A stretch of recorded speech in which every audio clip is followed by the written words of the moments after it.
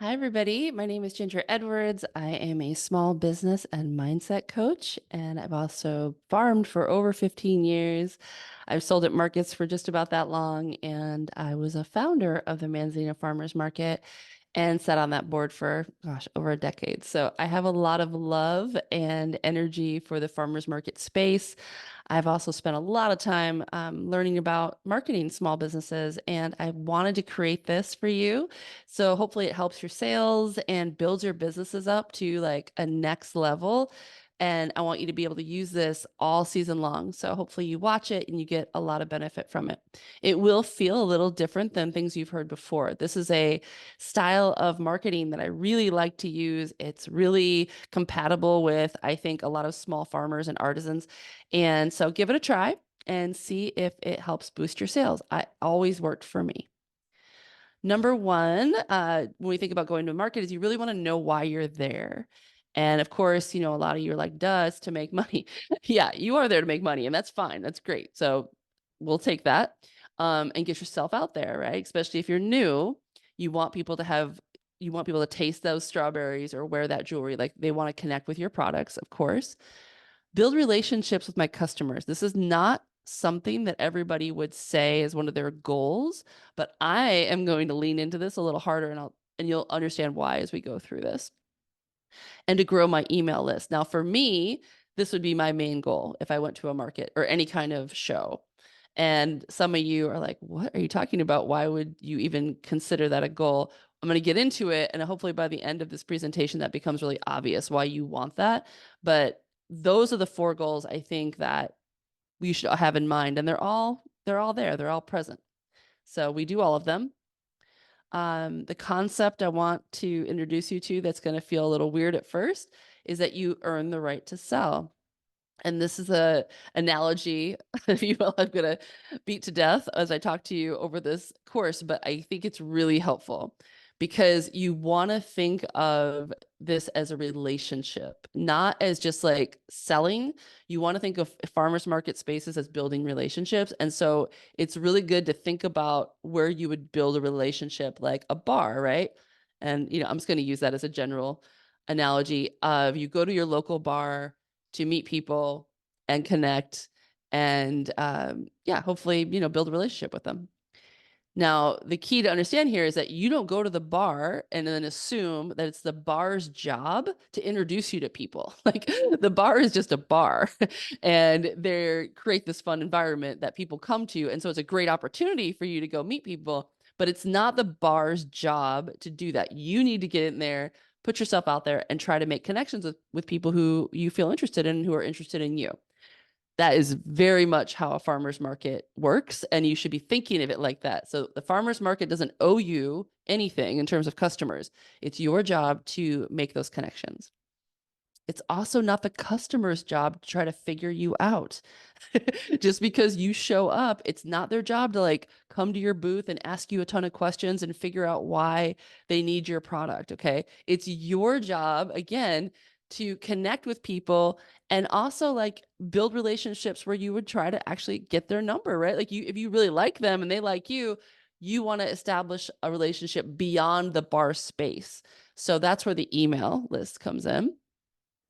And it's your job to take the customers of the bar or like the farmer's market and make them your connection, your personal relationship. So you want to go and be attractive, talk to people, make relationships, get their contact information. That's very similar to what you're doing at a farmer's market.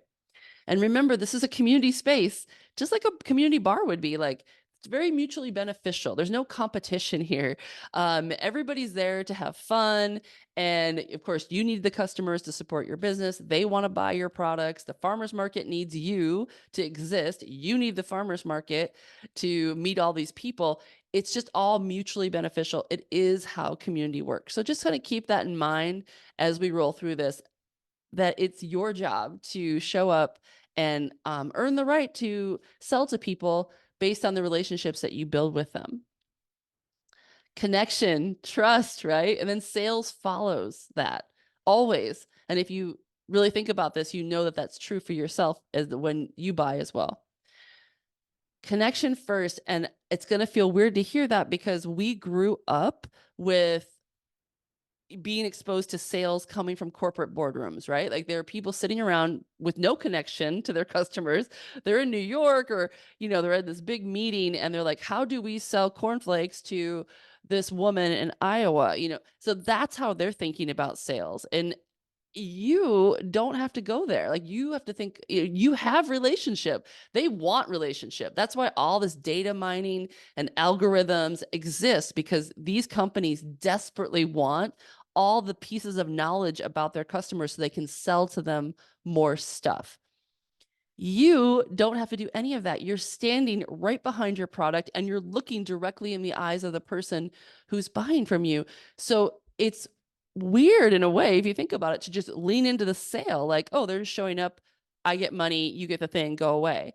When you have the opportunity to do what all these corporations are paying billions of dollars to try to replicate, which is build relationships and trust, right? So that is also the cornerstone of community. We don't do it just because we want to sell them stuff. We do it because we care a lot about what we're making and we want to know our customers and how they're using it and how to create things that benefit them too, right? We want our businesses to be serving our community.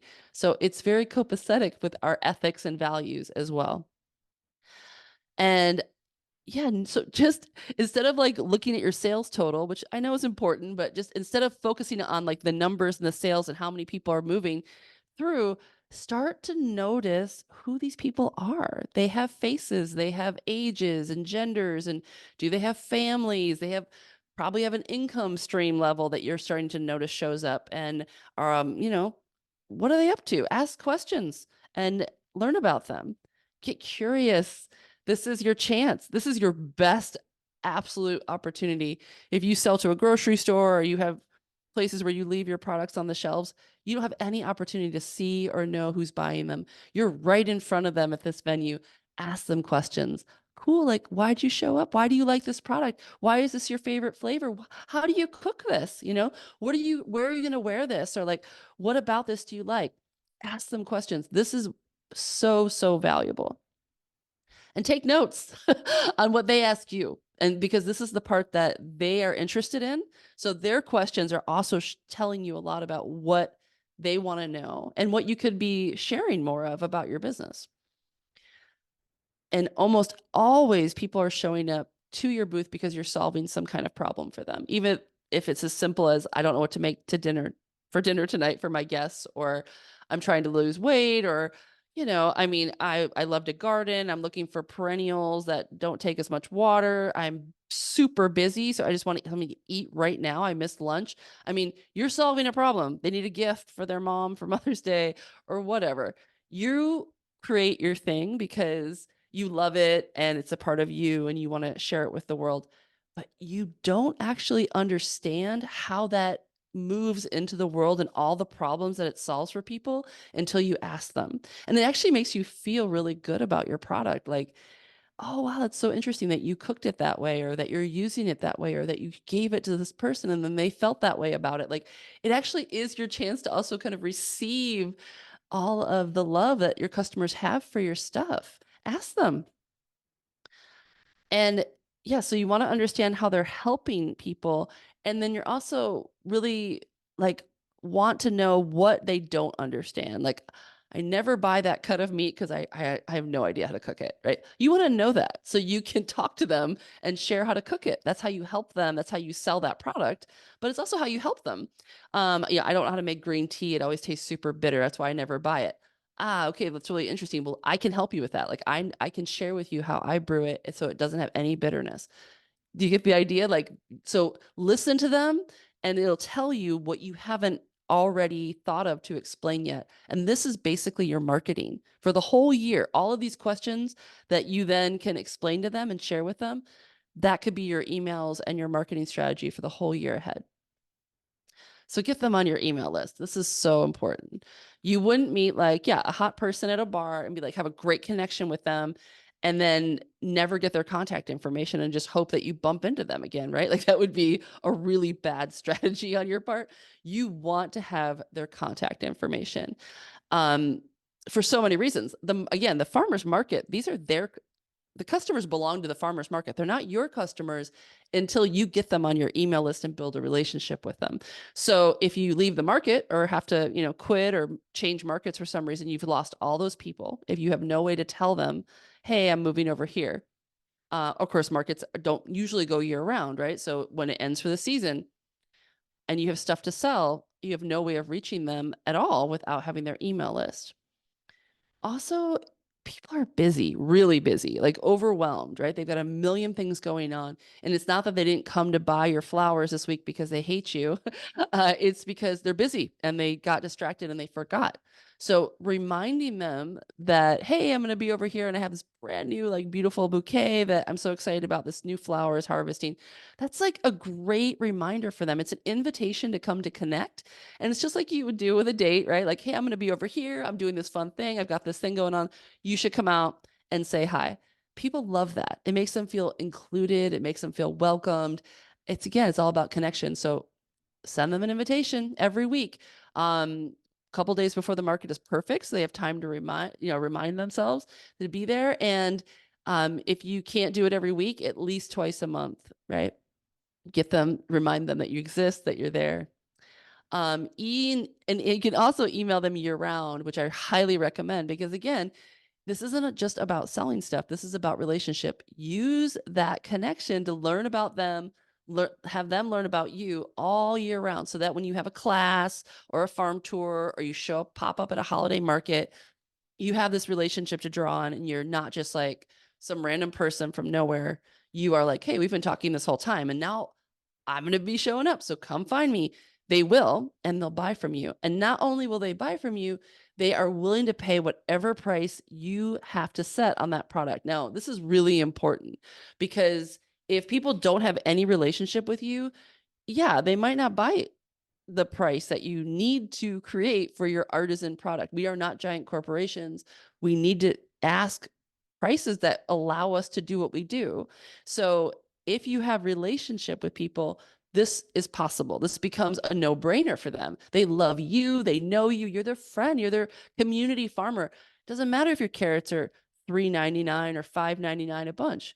They'll pay it. They don't even look. They're just going to buy it because they know you and they like you and they trust you and you're their farmer or their jewelry maker or their baker or whatever it is. So relationship year round is a really key way to get them invested in you and the relationship so they will pay the price that you absolutely have to charge if you're going to stay in business doing what you do. Communication is key. Again, just like dating, right? I use that analogy a lot, but people are super self-conscious. Like they are in their personal lives and they are in public spaces. So they're also overwhelmed. Like don't make the communication of your booth and yourself hard on them. You want to make it as easy as possible to meet you and connect with you. Show up looking nice, like stand at the front, like stand like out there, like, hey, I want to meet you, talk to them, be friendly. And don't just start with, have you tried this? Be like, hey, how's it going? Like your dress or, be approachable, be normal, be yourself and just talk to them like you would anybody else. And definitely 100% don't be staring at your phone, right? I see so many people sitting in the back of their booths, looking down at their phone with their stuff on a table. And that triggers everybody in this culture to be like, that person doesn't want to be disturbed. I'm going to leave them alone. You're sending out a ton of information there that you don't even realize, which is pushing people away. Another thing about people's insecurities that you want to work with is that people like to know what they're getting into. Like they're not going to approach you if they think something's going to surprise them or it's going to make them look stupid or if you're going to, so get your prices on your stuff visibly, like clearly. And if you have a list of things that you sell, like make it really obvious when you're sold out of things. People are shy. They don't want to ask a lot of questions. They definitely don't want to be surprised by being like, how much is that? And then it's like, oh my God, I can't afford that. That's shame. It puts them into a bad emotion. You can avoid all of that. Just get everything out there. When you're sold out, tell them you're sold out on a sign. Your packaging, of course, matters. Your displays matter. You want to look good. You want to look good. You want your stuff to look good. Put a bouquet of flowers out. Make it look cute. Make it look inviting. And also, for people who really don't like to approach, make your signs readable from the center aisle. That's like 5 to 7 feet away from your booth. So when you set up your booth, stand back. If you can't see anything about who you are or what's going on from that distance, you want to make a bigger sign. People want to know what they're getting into. Preferably, like you can stand at the end of the row and look down and be like, that's tea, that's chocolate, that's bread, that's meat. Like they would love that for them. It helps their brains. It makes them feel like safe and that they can navigate easier. And that's what you want. And also, yeah, focused, right? Like you don't want to confuse people. So if you have a million things on your booth of all the stuff you do, you have jewelry, and then you have spice mixes, and then you have your, your massage offering, and you have crystal balls, and like that's all super cool parts of yourself, and it's totally fine, but it's overwhelming and people get confused, and then they don't, again, you're working with their nervous systems, right? Like it calms their customers' nervous systems to just know what they're getting into. So if you sell chocolate, they're like, I know chocolate. I understand that. I can approach. If you're confusing them, they're just like, I don't really know what that is. It's just easier to go look at this thing that's really clear, like strawberries or peaches, right? So it's not that you can't introduce all those components of what you do later through your email as you build a relationship, but don't start with confusing people. It will hurt your sales. It'll stop them from coming to talk to you. Again, samples, recipes, like anything that makes it easy for them to get to know you quickly. Like if I taste your tea or I'd eat a little bite of your peach, I'm like, oh, that's amazing. Like I'm already so much further along in getting to know you and what you do than if I didn't have that experience. So make it easy for them to like you, to connect and want to know more about you. And also, like, if you can, offer things in a range of prices so you can be as approachable to as many people as possible. Now, if you have a really expensive thing that you do, it's not a bad idea to like put them on the right side of your booth. Also your highest margin. So it doesn't have to be the most expensive thing. It can be the thing that you make the most money on. For vegetable farmers, tomatoes was one of those great crops that we had a ton of, and they were also a great money maker. So I would your eye travels across the booth and lands on the right hand side because that's the way we read. And so it's a good to like use your display to like work with people's natural eye resting places, which would be on the thing that you want to sell the most of, your biggest bouquets or the bouquets that you make the most money on. They might not be the most expensive. They might just be the most profitable for you. That's just a little marketing trick. It does seem to work. And if you really don't love standing at the front of your booth and engaging with people, hire someone to do it. Just hire someone to be that person like, hi, how are you doing? Blah, blah, blah, like a sample. And then they'll bring the people to you so you can have that more like one-on-one conversation and like connection with them. Because not everybody is that person who wants to be out front, but you do need that. Consider it like if you're at a bar, it's your wingman or your wingwoman, right? Like you want get somebody in there with you that will help you connect and support you, make you look good. Yes, this is a really great strategy too. You want to like get into the mindset of being a buyer, which you are in this culture. You buy things, but it really helps to walk around the market as a shopper.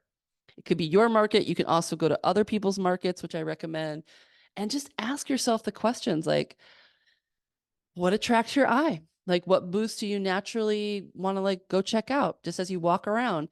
If you buy something, what do they do to like get you to close that sale? Like actually get you to buy the thing. And what neat, and maybe it was a cinnamon roll. So it was super easy for you to go buy that cinnamon roll. But why? Like, why was it you needed that? Like, what was the need in you that was being met? You were hungry, you wanted a special treat, or whatever. Just do a little introspection, like how that solved a problem for you.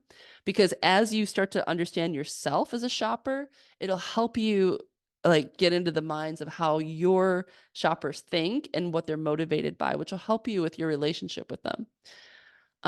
There are booths you might just walk by it totally and not even be like, yep, not going over there. Why? It's okay if you just weren't interested in what they're selling. That's a good reminder to you that not everybody that walks by your booth, it means you're doing something wrong. It just means that you're focused on other things. But it could also be that someone was looking at their phone or just notice like what the energetic of the booth that you avoided. Maybe you didn't buy anything in a booth, but you really liked it. Like you got a good vibe from them. And if you do buy something, I also want to add, like notice if you bought it from an emotion or, a need, just kind of look, keep in touch with like how these booths are making you feel connected, making you feel like happy and friendly, making you feel like not interested. Like this is why people buy. We buy based on relationship and emotion, and we connect based on that. If anybody, oh yeah, notice if anybody actually asks you for your email. Very few will. And it's interesting because they're missing a huge opportunity, but just notice if they do and how willing you are if they do to give it to them. I almost always give my emails to people if they ask me because I'm standing at their booth and I like what they're doing. So it makes sense to me to want to learn more about them. It's not something that they're pushing on me. And I want you to feel that if they do ask you for it, like just notice like, yeah, you're willing to give it to them. It's not a big deal. And are you currently on anybody's list? Like, do you get emails from other farmers or other artists that you work with? And what do you like about them? Like, why do you stay on that list? Just notice if big corporations are sending you tons and tons of mass email, what don't you like about that, right? There's a difference between getting an email from a friend that you have a relationship with in your community, your local, meat producer or something versus the Gap or, Old Navy. And then we're gonna go back to this. This is like the most common thing I hear from new vendors, especially like, oh, I just don't want to be salesy. I don't want to be pushy. This all just feels like, I'm out there. And I want to just remind you that's because of this big business like mindset that you keep referring to that is in the culture, right? But you're don't need to approach it that way as a small farmer. Again, like that's not the venue that you're in. Actually, it's a really poor tactic. To be salesy would mean that you're just looking at the person like an ATM, right? You're like, how do I get the money out of that? This is a human being. Think good thoughts about them. Like, be grateful that they're there. Like, yay, they shop at farmers markets because their nervous systems feel good being there. They feel safe, connected, they're having fun. It's a primary satisfaction in all human beings to have community. And there's nothing more community feeling than the idea of a village marketplace. I mean, they're all over the world in every culture and they go back thousands and thousands of years. This is really inherent that we love to be in these spaces. So you're creating this really cool environment for them. They have good thoughts about you. You don't need to convince them. You don't need to manipulate them. You just have to say hi and welcome them and they will shop with you. That's what they came to do. So focus on your community and relationship building. This is, I'm guessing, very not hard for a lot of you. This is going to feel really natural for you. Whereas salesy would be like you're focusing on them as ATM machines. Don't do that. And you won't feel icky about it. Yeah. And also remember, it's not just your strawberries or whatever they're buying, it's you. They have a connection to you. They can get strawberries from other places. Trust and believe they can, right? Even if they go to a local co op or something, they can get local, organic, beautiful strawberries in season, all the things at a grocery store with better parking, easier, maybe a lower price point, the whole thing. They've come to buy them from you because of you and their relationship to you. You're their grower. You're the person they want to buy it from. So just let them meet you. Like they're your customer. Like be engaged. I know I'm saying this a lot, but it's so important. And this follows. Don't market your stuff based on how much it costs. Like don't do big sales on things. Don't try to get them in their heads that they come to the market to get a deal on stuff. No, that's not why you're at a farmer's market. You're supporting artisan growers. You're going to pay a higher price for that. And the reason they're willing to pay that price is because they like you and they want to support you. So if you start offering them discounts and sales and try to sell on like be competitive on price, that is a race you're going to never win. I mean, Costco will always be cheaper than you. It's a race to the bottom. And it also devalues the entire relationship piece. So don't train them that this is what you're doing. Let the corporations race to the bottom. Like they're out there selling things ridiculously cheap. We can't do that. We shouldn't be doing that. It's not respecting us as producers to do that. And it's also not respecting them. Build the relationship, charge what you have to charge. It's not a problem when they have relationship with you.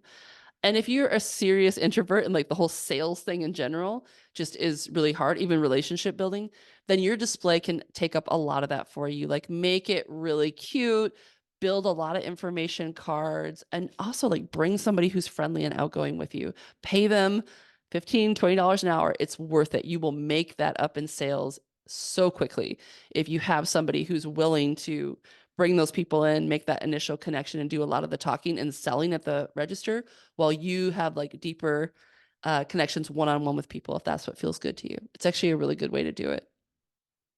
Also, I'm a mindset coach, so just be really conscious of like how you're thinking about this entire thing before you go into your market, before you start your season, and before each time you sell.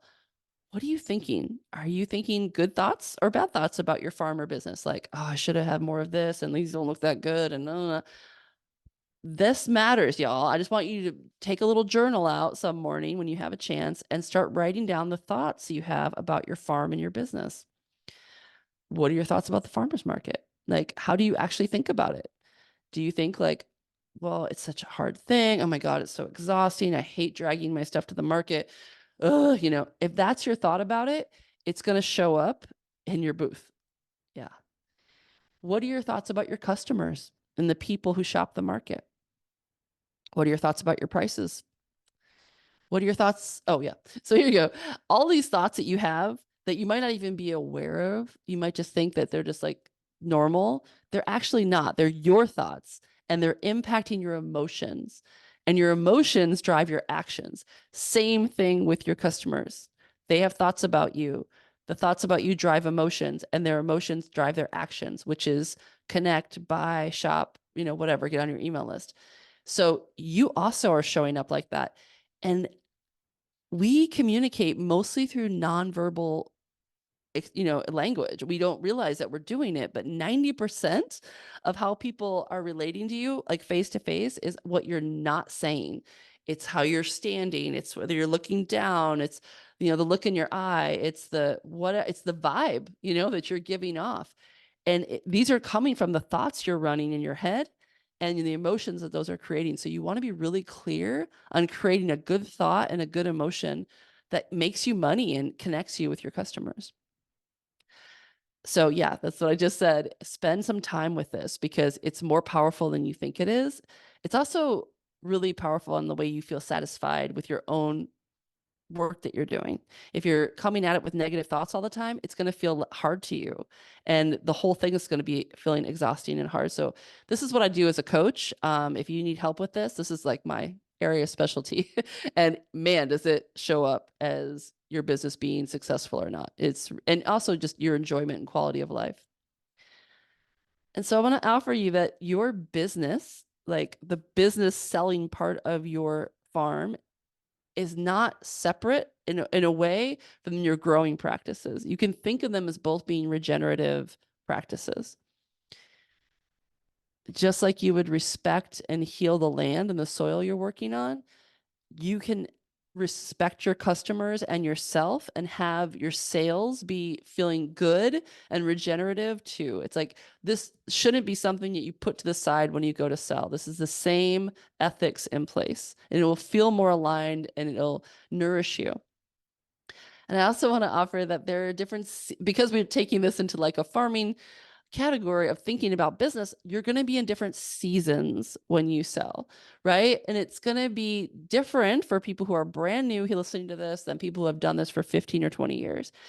Spring is when you have tons of new ideas, you're testing new products out, and you're going to throw kind of a lot of stuff out there to be like, oh, we can do this, we can do this, we can do this. And then eventually you're going to start weeding the things that aren't selling out, right? And you're going to do a lot of growth. You're going to invest a lot of energy, a lot of money at the outset, and you're not going to see a lot of like profit back. You might be selling, but the profit, like you're going to have to pay off all the investment that you just did. If you're a brand new vendor, that you're in that season this year, your whole year, you're going to be in the season of spring of just figuring out what you're doing, what's working, putting a lot of stuff out there, trying things, and then probably spending a lot more money than you will in later seasons as the market. That's normal. It's normal. And some of the questions that you should be asking yourself in this season is like, what should I weed out? What seeds are, as I watch them grow, became like too much work and I don't want to handle them anymore. Like just be aware that not everything that you put out there this year is going to stick or that you want to keep. And that's okay. You're trying things out. Summer, this is when you've hit your stride, and might happen within the middle of your season. Like suddenly you got the thing that sells, you know how to do the talk, you've got your customers, they come every week, and you are just like working, working, working, you're making money, you're hitting your goals. It's exciting. It feels like, but it also feels like can feel exhausting because your days are probably long. You're probably doing a lot of production, and, you're just trying to maintain this energy of like, okay, this is working, but whoa, this is working. And your questions, like, how do I sustain myself through this? Like, what are my practices to keep this going? Like, what needs to be watered? What needs to be shaded, like in your own being to keep this level of production and output happening, right? It's good though. It's an exciting time. Um, that's not good. What did I just do? I just shut down my whole thing. Oh, that's super unfortunate. Okay. There we go. Fall is when your work is out there, you're selling, you've got established customers, you've got your email list, and then you go back and you're like, okay, so let's really look at the numbers. Let's really like ask my customers what's working, what's not working for them, talk to my employees. Like you're dialing it in, like you're pulling it back and you're reassessing some things. And it's going to be for people who are probably more seasoned. And also it's a really important step, and realize that, when you're at a market, you're going to be looking around at different vendors. Some of them are going to be in different seasons of their business than you. Doesn't mean that you're doing it wrong. And it doesn't mean they're doing it better or right. It just means that they're in a different place and they're focused on different things. Winter, people who have been doing markets, they really have this dialed. They don't need to do a lot of extra stuff and push out new product, but they can be more resting. And they've earned that. And everybody needs it, right? So there's a time when you like can relax a little bit. Like, this is what I do. And you nourish yourself and you replenish your energy and you enjoy what you've created. So that's all the seasons that you can go, and you can go through that in a day, y'all. You can be like, have lots of new ideas in your journal in the morning. And then in the summer part of your day, you're working really hard and you're making it happen. And then you have, a glass of wine in the evening, and you go over your numbers and you think about what you liked and what you didn't like. And then you go to sleep and you rest. So this can be a cycle of your day, or it can be where you are in the seasons of your business. It's just like a cool way to think about business as part of your farm. There's winter. Yeah. So I want to end this by saying that, yeah, I am a regenerative business coach. It's like I'm really interested in thinking of business in a different way. And I do marketing in this different way as well. So if you want to work with me, if you're interested in taking your business in that direction, and I think it's really helpful to keep you in it long term, like this is sustainable business practices and coaching that I do.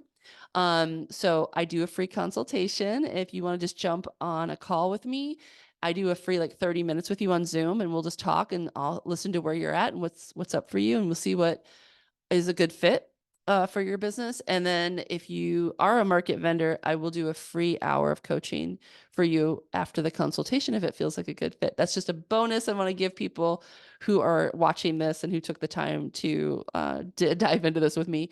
So I really want to thank you for spending the time. I wish you all the best of luck. You are on my email list now. So I will be reaching out to you with more resources throughout the season. I hope you enjoy them.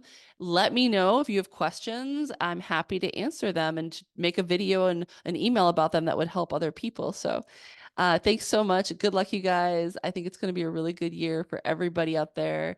And hopefully these tips helps you, 5 times, 10 times your sales. I know they did for me when I was learning this and started to apply it. So thanks for watching.